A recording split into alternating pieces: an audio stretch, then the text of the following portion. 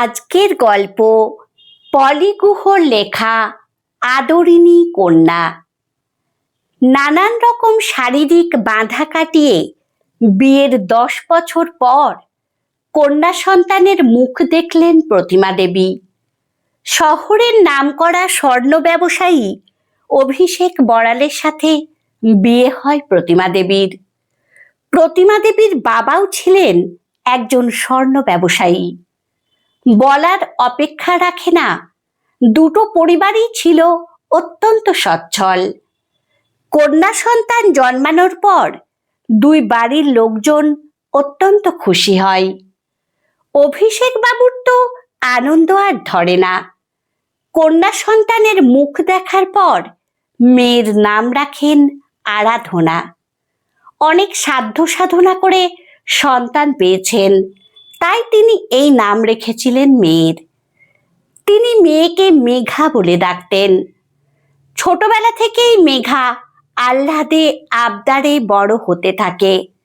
সে ছিল বিশেষ করে বাবার নয়নের মণি। ছোটবেলা থেকে মেয়ে যখন যা চেয়েছে অভিষেক বাবু তাই দিতেন, কোনো কিছুতেই না নেই। মেয়ে হেঁটে গেলেও তিনি ব্যথা পেতেন। এই রকম আদরে আহ্লাদে বড় করতে থাকেন মেঘাকে। এরপর তাকে স্কুলে ভর্তি করানো হয়। নাচ, গান, আঁকা সবকিছুতেই মেয়েকে ভর্তি করান অভিষেক বাবু। কিন্তু মেঘার এগুলো কিছুই ভালো লাগলো না ছোট বয়স থেকেই। প্রতিমা দেবী জোর করে শুধু গানটাকেই রেখেছিলেন, বাদবাকিগুলো মেঘা করতে চাইতো না। অভিষেক বাবুর তাতেও কোনো আপত্তি নেই, মেয়ে যেটা বলবে সেটাতেই তিনি রাজি। প্রতিমা দেবী দু এক সময় বলতেন, ওর সব কিছুতেই হ্যাঁ বলো না, তাহলে ও ভালো মন্দ কিছু বুঝতে পারবে না। অভিষেক বাবুর এক কথা, আমি অনেক সাধ্য সাধনা করে আমার মেয়েকে পেয়েছি, তাই ওর মনে কোনো সময় কোনো দুঃখ কষ্ট কিচ্ছু দেব না। আর তুমি এই নিয়ে একটা কথাও বলবে না। আমার মামুনি যেরকম ভাবে চাইবে সেরকম ভাবেই বড় হবে। ও এমন কোনো কাজ কোনোদিন করবে না যার জন্য ওকে শাসন করতে হবে। এভাবে বড় হতে থাকে মেঘা। মেয়েকে দিয়ে কোনো দিন এক গ্লাস জল পর্যন্ত নিয়ে খেতে দিতেন না প্রতিমা দেবী।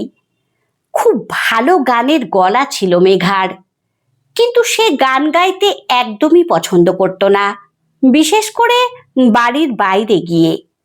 পড়াশোনায় বিশেষ ভালো ছিল না। দেখতে দেখতে গ্র্যাজুয়েশন কমপ্লিট করে। বাবার কাছ থেকে যখন যত টাকার দরকার সে নিত। সেই অর্থে স্বভাব চরিত্র খারাপ ছিল না মেঘার, কারণ কখনো কোনো ছেলে বন্ধু ছিল না তার। কিন্তু নিজের মর্জি মতো খাবার খেত। নিজের স্কুলে কলেজের বন্ধুদের সাথে প্রায় প্রতিদিন হোটেলে রেস্টুরেন্টে খেতে যেত। যত টাকা লাগবে বাবাই দিত। বন্ধুরা সবসময় তার প্রশংসা করত, কারণ মেঘার ঘাড় ভেঙে সবসময় খেত তারা। টাকা পয়সার মর্ম একদম বুঝতো না মেঘা, কারণ তার বাবা তাকে কখনো কোনো রকম স্বাধীনতায় বাধা দিত না। দামি দামি পোশাক, ঘড়ি, ব্যাগ সব ব্যবহার করত মেঘা। প্রতিমা দেবী বারণ করতেন অভিষেক বাবুকে, মেয়ে এখন বড় হয়েছে, একটু সহবত শেখানো উচিত। কিন্তু অভিষেক বাবুর এক কথা, আমার মামুনির দরকার হলে সে সব কিছু করবে, ওর মনে আঘাত দিয়ে কোনো কথা বলো না কিন্তু। সোনার চামচ মুখে নিয়ে জন্মানো মেয়ে মেঘা। সঞ্চয় কি জিনিস সে জানে না। কত পরিশ্রম করে অর্থ উপার্জন করতে হয় সেগুলো সে জানে না। মেঘার কোনো ইচ্ছেই নেই স্বাবলম্বী হওয়ার। সে জানে বাবার অগাধ সম্পত্তির একমাত্র উত্তরাধিকারী সে। গানও করে খেয়াল খুশি মতো, গ্র্যাজুয়েশন শেষ হয়ে গেছে, আর কিছু পড়ারও মন নেই তার। এখন তার সময় কাটে শুয়ে বসে, নানান রকম ভালো ভালো খাবার খেয়ে আর বন্ধুদের সাথে ঘুরতে বেড়াতে গিয়ে। এত বাইরের খাবার খাওয়ার জন্য 12 মাস গ্যাসে অম্বলে ভোগে। ঘুম থেকে উঠে নিজের ইচ্ছে মতো, কোনোদিন 12টা তো কোনোদিন 1টা। প্রতিমা দেবী কখনো সখনো মেঘাকে সবকিছু শেখাতে যান, কিন্তু সে বাবার কাছে নালিশ করে দেয়, আর 2-4টে মন্দ কথা শুনতে হয় স্বামীর কাছ থেকে প্রতিমা দেবীকে। প্রতিমা দেবীর চিন্তার আর শেষ নেই। মেয়ে বড় হয়ে যাচ্ছে, এবার তো তাকে পাত্রস্থ করতে হবে, কিন্তু সে কিভাবে করবে পরের ঘর? আমরা তো তাকে শুধু আদর আর স্নেহই দিলাম, আর তো কিছু শেখালাম না। অভিষেক বাবুর এক কথা, আমার লক্ষ লক্ষ টাকা আছে, সবই তো মামুনির জন্য রাখা থাকবে, যদি বিয়ে না হয় তাহলেই বা ক্ষতি কি? শুনেই রেগে যান প্রতিমা দেবী। তিনি বলেন, আমরা যখন থাকবো না ওর কি অবস্থা হবে বুঝে দেখেছো একবার? ও তো আমাদের ছাড়া একেবারে অন্ধ। আজ ওর পাশে বন্ধুরা আছে, শুধু ও 2 হাতে টাকা খরচ করে বলে। একদম এরকম কথা বলবে না মামনিকে, এবার পাত্রস্থ করতে হবে। মেয়ে তো কখনো কারো সাথে প্রেম করবে বলেও মনে হয় না, কারণ সে তো একদমই অন্য রকমের মেয়ে, খামখেয়ালি একটা মেয়ে। সত্যিই তাই, মেঘা অসম্ভব সুন্দরী ছিল, কিন্তু বিয়ে করার কথা তার মাথাতেও আসতো না। এরপর দেখতে দেখতে 23 বছর বয়স হয়ে যায় মেঘার। অভিষেক বাবু আর প্রতিমা দেবী তাকে বিয়ের প্রস্তাব দেয়। সে তো শুনেই বলে, অন্য কোনো বাড়িতে গিয়ে আমি থাকতে পারবো না বাপি, তাই আমার বিয়ে করার একদম ইচ্ছে নেই। অভিষেক বাবু মেয়েকে বোঝান, আমি সেরকম বাড়ি দেখেই তোমাকে বিয়ে দেব, যেখানে তারা আমাদের মতনই তোমাকে ভালোবাসবে। দেখো, মেয়ে হয়ে জন্মেছ, সংসার তো করতে হবে বলো মা। আমাদেরও তো ইচ্ছে করে একটা সুন্দর জামাই আসুক। অনেক কাঠখড় পুড়িয়ে মেয়েকে রাজি করাতে পেরেছেন বিয়ের জন্য, কিন্তু তার শর্ত, যদি শ্বশুরবাড়ির লোক ভালো না হয় তাহলে সে একদিনও থাকবে না শ্বশুরবাড়িতে। অভিষেক বাবুর সাথে ব্যবসার সূত্রেই আলাপ ছিল ভুবন পোদ্দারের। সেও একজন সফল স্বর্ণ ব্যবসায়ী। তার একমাত্র ছেলে অনুপম। কথায় কথায় তিনি একদিন বলেন, ছেলের বিয়ের বয়স হয়ে গেছে, এবার তার বিয়ে দিতে হবে। তখন অভিষেক বাবু প্রস্তাব দেন, নিজের মেয়ের সাথে যদি অনুপমকে বিয়ে দেওয়া যায়। তিনি সবকিছু জেনে নেন অনুপমের সম্বন্ধে। খুব ভালো, শান্তশিষ্ট এবং কর্মঠ ছেলে ছিল অনুপম। এরপর একটা নির্দিষ্ট দিন দেখে এদের দুজনের সাথে দুজনকে দেখা করানো হয় এবং অভিভাবকরাও একে অপরের সাথে পরিচিত হয়। মেঘার পছন্দ হয় অনুপমকে, অনুপমেরও পছন্দ হয় মেঘাকে। প্রতিমা দেবীরও তো চিন্তার শেষ নেই, মেয়ে ওখানে গিয়ে ঠিক মতন থাকতে পারবে তো। এরপর একটা নির্দিষ্ট দিন দেখে মহা ধুমধামের সাথে বিবাহ সম্পন্ন হয়। নতুন সংসারে বাবা মাকে ছেড়ে প্রবেশ করে মেঘা। বিদেশ থেকে হানিমুন সেরে আসে মেঘা। শ্বশুরমশাই, শাশুড়ি মা সবাই ভালোবাসত মেঘাকে মেয়ের মতন, কিন্তু কিছুদিন পর থেকেই মেঘার এখানে খারাপ লাগা শুরু হয়ে যায়। বাবা মাকে ছাড়া থাকতে তার এমনিতেই কষ্ট হচ্ছিল। অনুপম এত বড়লোক বাবার সন্তান হওয়া সত্ত্বেও অসম্ভব কর্মঠ। ভোরবেলা উঠে নিজের কাজ নিজে করে, লোকজন থাকা সত্ত্বেও। সে নিজের কাজ নিজে করা পছন্দ করে। তারপর বাবার সাথে বেরিয়ে যায় নিজেদের দোকানে। শাশুড়ি মা নিজেও ভোরবেলা ওঠেন, পূজা অর্চনা করেন। পুরো নিয়মের মধ্যে চলে এদের সংসার। এখানে আলাদা করে কারো জন্য রান্না হয় না। যা রান্না হয় সবাই সেটা খায়। এসব তো অভ্যেস নেই মেঘার। শাশুড়ি মা তাকে 6টার মধ্যে উঠতে বলেন আর 8:30টার মধ্যে ব্রেকফাস্ট খেতে বলেন। তার কাছে তো এগুলো একেবারেই অসম্ভব ব্যাপার, কারণ গ্র্যাজুয়েশনের পর থেকে সে 12টা-1টার আগে সকালে কখনোই ঘুম থেকে উঠত না। বিয়ের 15 দিন পর থেকেই বাড়িতে ফোন করে নালিশ করতে থাকে মেঘা শ্বশুর বাড়ির নামে। মায়ের কাছে বলাতে সুবিধে হয়নি, তাই সে বাবাকে ফোন করে কেঁদে কেঁদে এদের নামে বলে। প্রতিমা দেবী বলেন, মেয়েকে কেমন করে মানুষ করেছি আমরা দেখো, একটা ভালো পরিবারে গিয়েও থাকতে পারছে না, ওকে নিয়েই আসতে হবে। মেঘা তার বাবার কাছে নালিশ করলে তিনি জানতে চান, তোমার সমস্যাগুলো আগে বলো, তারপর দেখছি কি করা যায়। মেঘা তখন বলে, দেখো বাপি, আমি এখানে থাকতে পারবো না, তুমি আমাকে ডিভোর্স করিয়ে নিয়ে যাও। আমি তোমাদের কথায় রাজি হয়ে বিয়ে করেছি, কিন্তু এরা তোমাদের মতন মানুষ একেবারেই নয়। এরা আমাকে টর্চার করছে। অভিষেক বাবু জানতে চান, তোমায় কি টর্চার করছে আগে তো বলো। আর বিয়ের মাত্র 15-20 দিন পরে ডিভোর্স করা যায় নাকি? অন্তত 1 বছর তো তোমাকে থাকতেই হবে। মেঘা বলে, তবে শোনো, ওরা কেমন ধরনের মানুষ।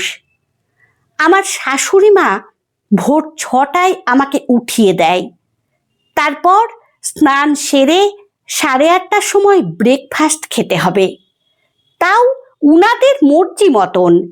কর্নফ্লেক্স, দুধ কিংবা ডিম সিদ্ধ, পাউরুটি, জ্যাম, ফলের রস ইত্যাদি ইত্যাদি।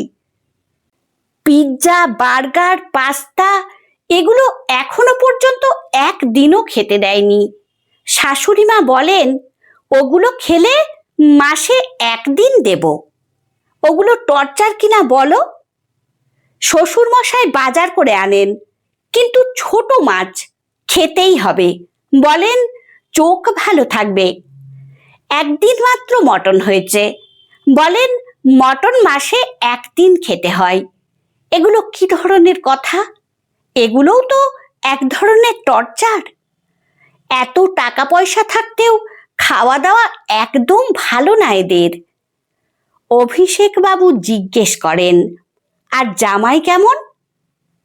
সে তো আর একজন, টাকা পয়সার হিসেব দিতে হয় তার কাছ থেকে টাকা নিলে। বাপি জানো, গত রবিবার আমার বন্ধুদের নিয়ে হোটেলে খাওয়াতে গেছি, কোনো আপত্তি করেনি শ্বশুর বাড়ির কোনো লোক। তোমার জামাই বলেছে, এটিএম দিয়ে দিলাম, যা টাকা লাগে খরচ করো।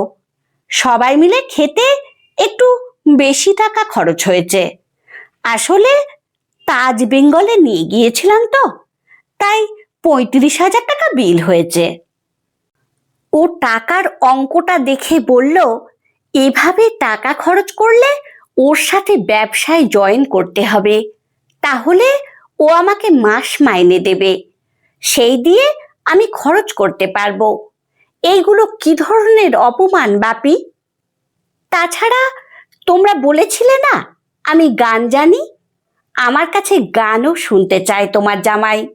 এগুলো তো আমি একদমই ভালোবাসি না করতে, তাই এখানে আমার দম বন্ধ লাগছে। যত তাড়াতাড়ি সম্ভব নিয়ে যাও। মার কাছে বলতে গিয়েছিলাম, মা বলল মানিয়ে গুছিয়ে থাকতে। কেন বাপি, তোমার এত লক্ষ লক্ষ টাকা আছে, আমি কেন মানিয়ে গুছিয়ে থাকবো? আমি আগের মতনই থাকবো, বলে দিলাম কিন্তু। অভিষেক বাবু তখন বললেন, ঠিক আছে মামনি, 1 বছরের আগে তো ডিভোর্স করা যায় না। আর আত্মীয় স্বজন, লোকজন সবাই তো হাসাহাসি করবে। এমনি সবাই বলছিল, যা জেদি মেয়ে, সংসার করতে পারলে হয়। তাহলে তাদের কথা তো সব মিলে যাবে।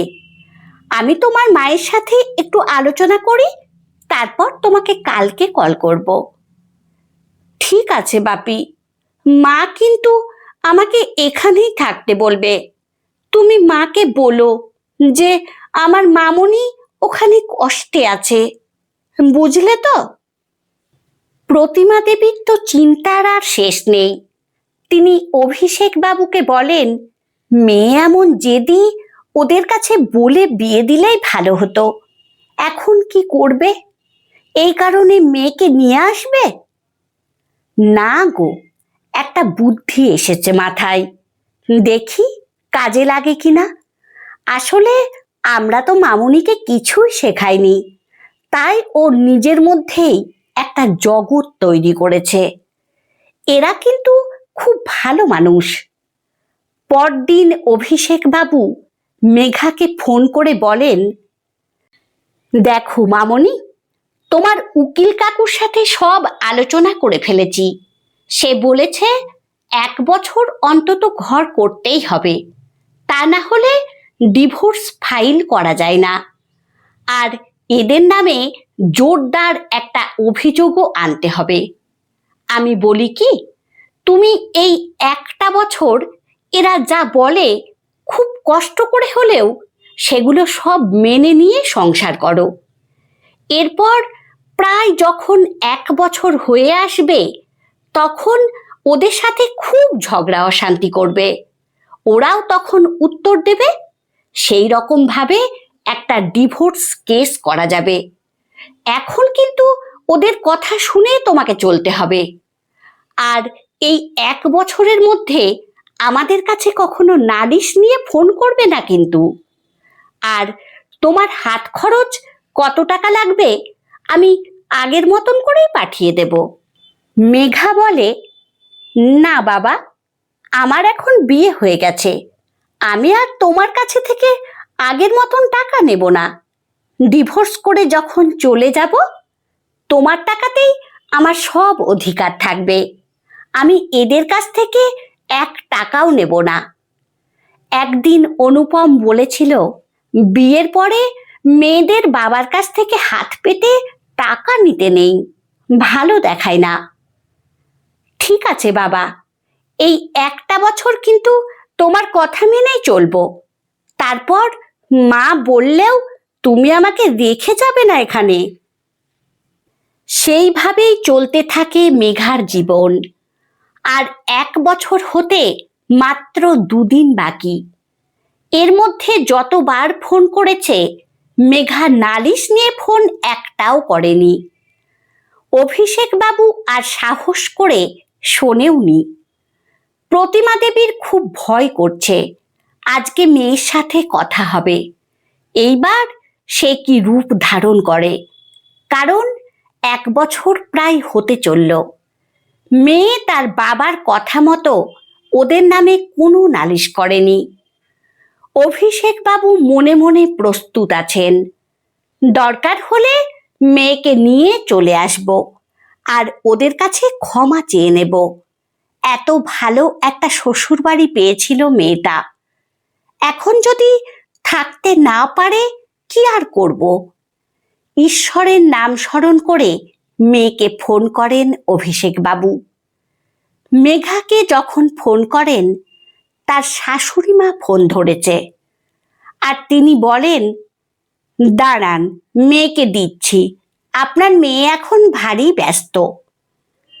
প্রতিমা দেবী ধরে নিয়েছে মেয়ে এখন ব্যাগ গোছাচ্ছে। এর মধ্যে মেঘা এসে শান্ত কণ্ঠে বলে, হ্যালো বাপি, মা, তোমরা কেমন আছো? মামনি, আমরা তো ভালো আছি। তোমার উকিল কাকুর সাথে কথা হয়ে গেছে, ওদের নামে কি কি কেস দেওয়া যায় বলো তো? ডিভোর্স ফাইল করতে হবে তো? মেঘা বলে, না বাপি, আমি ডিভোর্স দেব না। কেন মামনি, কি হলো? জানো বাপি, তুমি বলেছিলে না ওদের কথা মতন 1 বছর চলতে। প্রথম প্রথম অসুবিধে হতো, কিন্তু কিছুদিন পর থেকে সেগুলো সব অভ্যেস হয়ে গেছে আমার। এখন আমি 6টার সময় শাশুড়ি মায়ের সাথে ঘুম থেকে উঠি, আমার নিজের কাজ নিজে করি। শাশুড়ি মা বলেছেন নিজের কাজ নিজেকে করতে হয়। উনি যেসব জলখাবার খেতে দিতেন সেগুলো খাওয়া অভ্যেস হয়ে গেছে। প্রতিমা দেবী জানতে চান, তুমি এখন গ্যাসের ওষুধ নিয়মিত খাও তো? মেয়ে বলে, ভুলেই যায় গ্যাসের ওষুধ খেতে। আসলে ওদের রান্না খাবার পরে আমার এখন আর গ্যাস হয় না। বাইরের পাইসি খাবার মাসে 1 দিন খাই। তোমার জামাই নিয়ে যায় কোনো 5 স্টার হোটেলে। সে বলে এইসব বন্ধু বান্ধবরা সুযোগ সন্ধানী, তাই এভাবে পয়সা উড়াতে নেই। শ্বশুরমশাই ছোট মাছ আনেন, সেগুলো এখন খেতে ভালোই লাগে। না বাপি, এরা মানুষ খুব ভালো। আমি কিছু বুঝতাম না। আসলে সংসারের কোনো নিয়ম তো আমি শিখে আসিনি বাপি, তাই আমার অসুবিধে হচ্ছিল। একদিন তোমার জামাই আমার কাছে গান শুনতে চেয়েছিল। সেই দিন হঠাৎ করে ক্লাবে 2জন ছেলে ঘরে ঢুকে পড়ে। তারা আমার গান শুনে খুব ভালো বলেছে। আমার শাশুড়ি মা বলল না আমি ব্যস্ত আছি, আমাদের পাড়ার ক্লাবের ফাংশন আছে, তাই রেওয়াজ করছিলাম, সেখানে আমি গান করব। জানো বাপি, এখন আমি প্রতিদিন গানের রেওয়াজ করি। একজন টিচার রেখে দিয়েছে তোমার জামাই, তার কাছে গান শিখতে যাই। আমি এখন আর তোমার সেই আগের মামনি নেই। শাশুড়ি মার কাছ থেকে সব রান্না শিখে নিয়েছি। জামাই ষষ্ঠীতে যখন বাড়ি গিয়ে 2 দিন থাকবো, রান্না করে খাওয়াবো তোমাদের।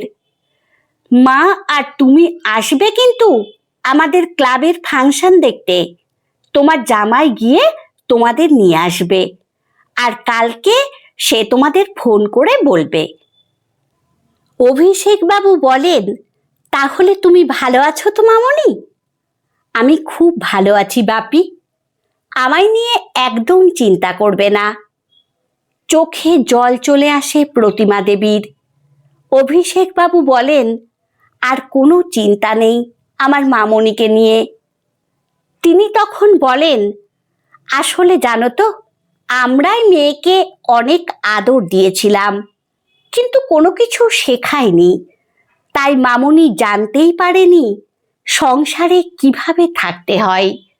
খুব ভালো বাড়িতে মেয়ের বিয়ে দিয়েছি আমরা। 5 বছর পর একটা কন্যা সন্তান হয় মেঘার। এখন তার 5 বছর বয়স। আগামীকাল নাতনির জন্মদিন। মেঘা এখন সম্পূর্ণরূপে একজন গিন্নি। সে তার মেয়েকে দিয়ে এখন থেকেই কাজ করা শেখায়। অনুপম মজার ছলে শ্বশুরমশাইকে বলে, দেখুন বাবা, আপনি আপনার মেয়েকে বিয়ের আগে পর্যন্ত কোনো কাজ করতে দেননি, কিন্তু সে এই বয়সেই আমার মেয়েকে দিয়ে কাজ করায়। মেঘা তখন বলে, আমি চাই না আর একটা মেঘা তৈরি হোক, কারণ সবার কপালে তো আর পোদ্দার বাড়ির মতো শ্বশুর বাড়ি জোটে না। তাই মেয়েকে আমি পুরোপুরি স্বাবলম্বী করব। মেঘা স্বীকার করে, সত্যি মানুষ অভ্যেসের দাস। আমার গল্প পাঠ যদি আপনাদের ভালো লেগে থাকে তাহলে লাইক, কমেন্ট ও শেয়ার করে দেবেন। ধন্যবাদ।